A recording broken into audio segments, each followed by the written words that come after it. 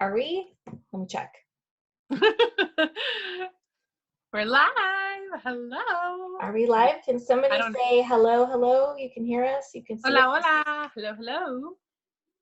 Okay. We live? It totally recorded me talking about Facebook and coming back and hitting the record button. Okay, cool. We just wanted to get this recorded and out there. So we're live? Yes, we're live.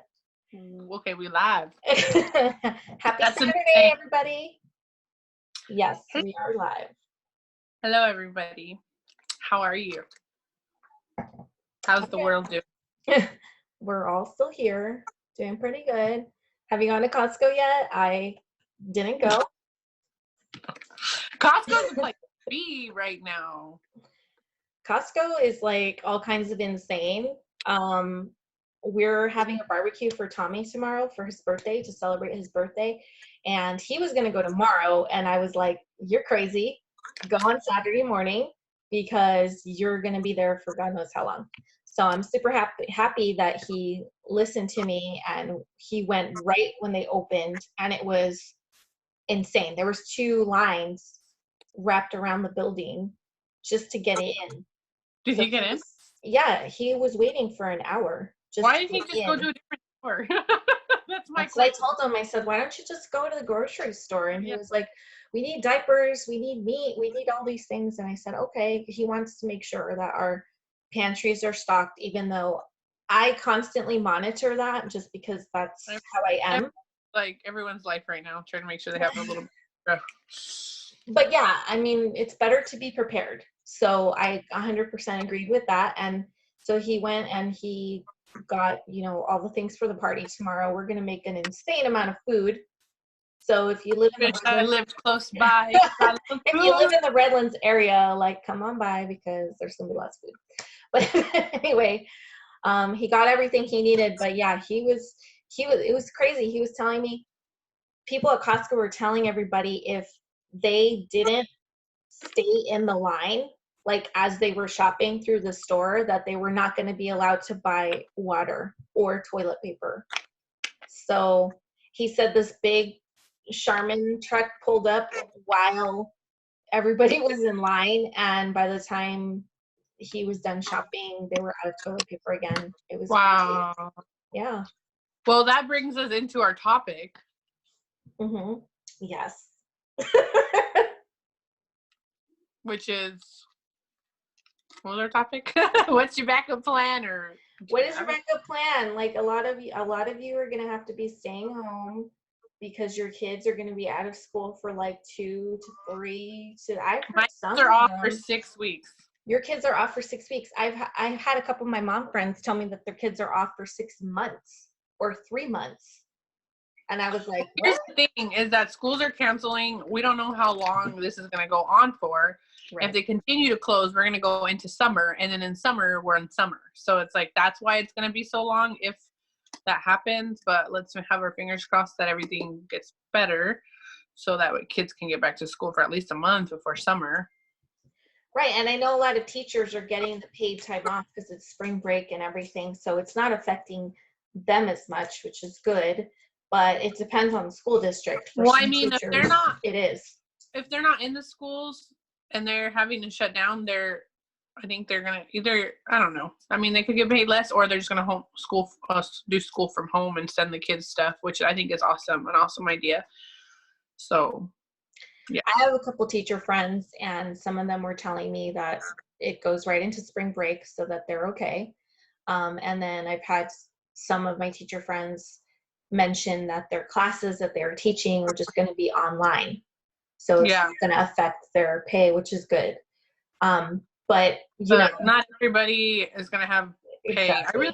I really hope that companies and businesses do. Like, I hope they figure out a way. I hope that the government, whoever, like, I hope that they can get some type of funds to help their employees, because I'm really worried more about the small businesses and like the fast food places and like places where people are not going to want to go. Like, they're going to close lobbies, they're going to let employees go, or like have them laid off for a little bit, whatever. Those are the people that I'm really worried about. So if you can support your small businesses in any way, like, I don't know, get delivery. I'm sure they're taking cleaning precautions as everybody is, you guys. So support. I mean, I'm going to support as much as I can, even though I'm going to stay home.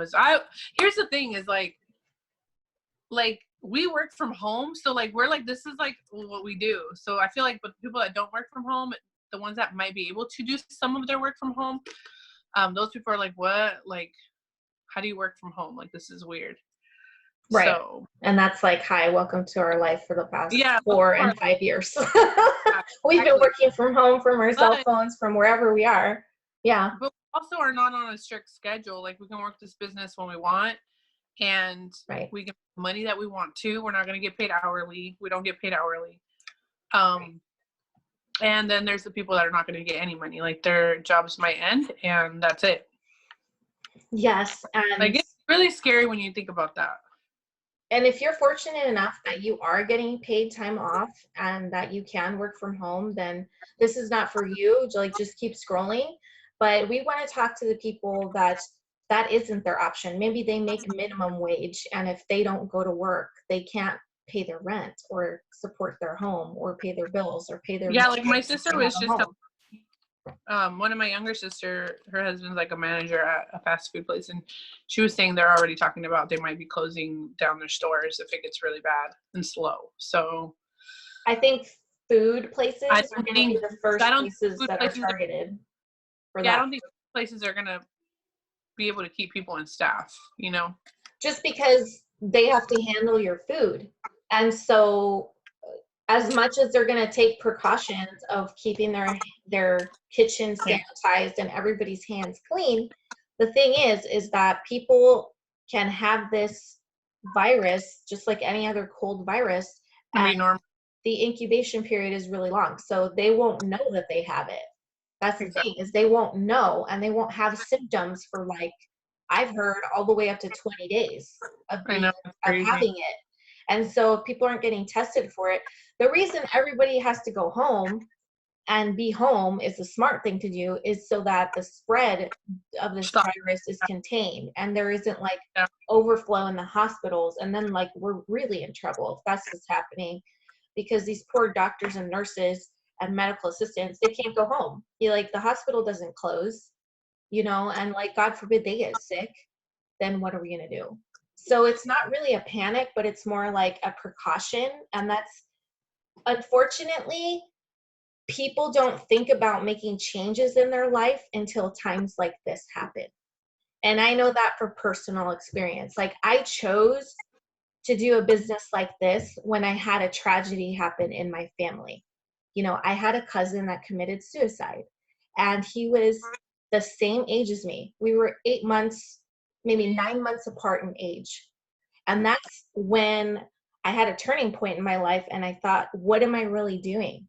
Like, I don't enjoy my work when I go to work every day. Like, life could be over like that the very next day. So like, I really should be passionate about what I do, because we never know. The time is not promised here on earth. So that's when I was open to an opportunity like this. And I had a desk job. I had a college education.